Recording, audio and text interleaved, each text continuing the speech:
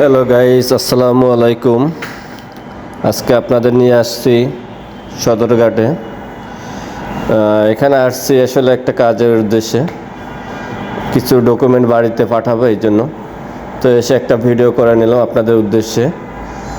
আপনারা জানবেন এখান থেকে লঞ্চগুলো কখন ছাড়ে, কয়টায় ছাড়ে এবং কখন পৌঁছাবে।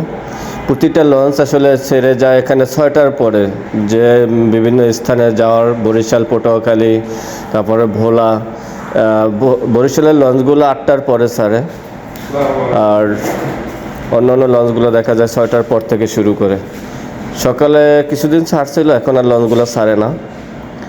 তো এখানে আসলে লঞ্চের বাইরটা যত সুন্দর, তার থেকে ভেতরের এগুলো আরও সুন্দর। কেবিনগুলো মনোরম পরিবেশ, মনে হয় লঞ্চের ভিতরে থাকলে মনেই হয় না যে বাড়িতে আসি না, লঞ্চের ভিতরে আছি।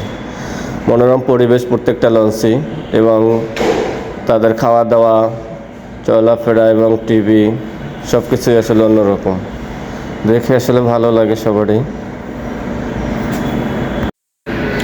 তো দেখা যায় এখানে আসলে লঞ্চের কিছু কিছু লঞ্চে আবার ডেকেরও ব্যবস্থা আছে, চেহারের ব্যবস্থা আছে। অনেক লঞ্চে নিচতলায় চেহার আছে, কোনো কোনো লঞ্চে চেহার নাই, ডেক আছে। আর ডেকের ভাড়া আপনার 400 থেকে 500 টাকার ভিতরে, এবং কেবিনের এক একটার আসলে এক একটা প্রাইস। তো আসলে টাকা এখানে আসলে ওরকম মানে না, পরিবেশটা আসলে সুন্দর। লঞ্চে গেলে যে ঘুমায় আরাম এসে যাওয়া যায়, যেটা অন্য কোনো যানবাহন আসলে সম্ভব না। এতটা আরাম এসে যাওয়া যায়।